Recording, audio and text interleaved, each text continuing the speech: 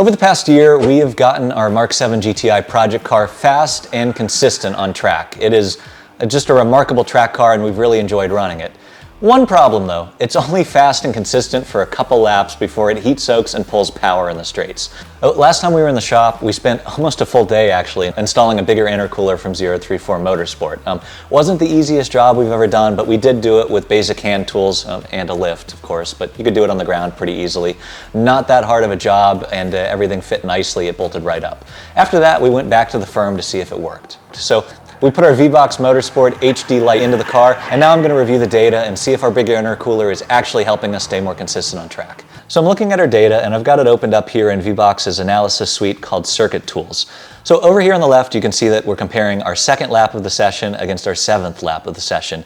Now these times are slightly different, maybe half a second or so off of where the GTI normally runs. That's just due to different track conditions and also because we're running a little different tire than usual. We were doing some confidential tire testing. We'll share results from that at a later date. But for now, just know that the car was on a 200 treadwear tire, roughly equivalent to the Continentals we've been running. So I'm going to compare two big things here. Acceleration curve from the first lap and acceleration curve from the last lap. So if we look down here to the speed in miles per hour, I can zoom in a little bit. And you'll see that the second lap is this blue data trace and the seventh lap is this red data trace. And here's a nice acceleration curve as we're coming on to the smaller straight at the firm. And as you can see here, the two cars are neck and neck. I mean, it's a dead heat. Whereas before we used to see pretty drastic power loss and pretty drastically slower speeds on the straights of the firm. So pretty cool here that the intercooler already seems to be working and seems to be buying us time. So we'll go through kind of the high-speed kink here, slight slowdown, and then again we're back on the gas. And you can see right around here, lap 7 is actually accelerates slightly faster than the lap 2 here. Pretty much a dead heat. Again, going into kind of the slower speed portion of the track as we get towards the S's. You know, slightly different driving, slightly different laps here, so we're not talking about cornering speeds or the raw time as much. Just want to talk about that acceleration curve. So I can scroll over to the right here a little bit. So right here, going through the S's, go through the slow speed hairpin at the turn. This is the slowest part of at the firm, the slowest part of the track. Then we have the smaller back straight. Again, you can see, actually it looks like lap 7 is pulling at a slightly higher pace than lap 2.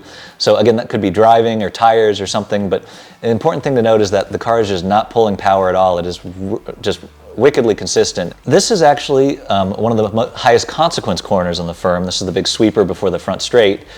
And I want you to look at these two curves going onto the front straight. Now, you can see on lap 2, we were slightly off in that sweeper, so we exited it without as much speed as we should have had.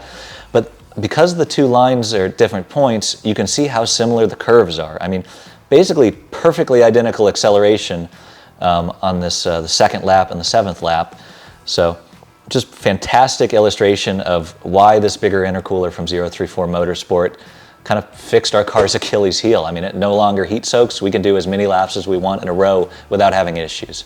So that's a success. We have more to do with the GTI. We have more, like I said, more tires to test. We have more suspension modifications to make, but we have solved the heat management issue and it can now do as many laps as we want without pulling power. That's a success.